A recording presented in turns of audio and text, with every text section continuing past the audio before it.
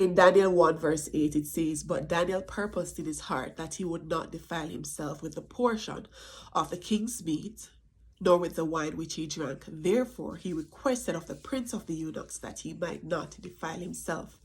Now Daniel finds himself in a sticky situation as a Hebrew slave under the government of the most powerful king of the time, King Nebuchadnezzar, king of Babylon. And Daniel dares to say that he would not defile himself. How dare he ask for a diet that is different to that ordered by the king? Because like Peter and John, Daniel said he ought to obey God rather than man. God had commanded and said that there were foods that were considered clean and there were foods that were considered unclean. He also knew that under the Babylonian system, foods were often offered to idols before they were eaten. So Daniel purposed in his heart.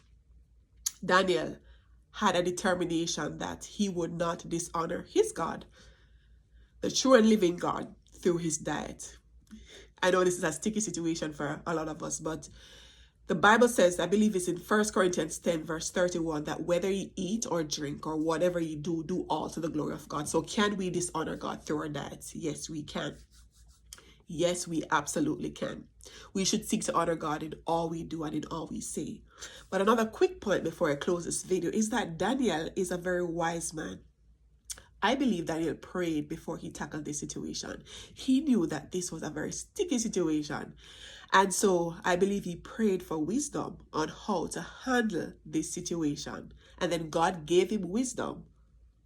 But not only that, God gave him favor so that he was able to have a diet that was different from that of the rest of the slaves and from the general Babylonian population.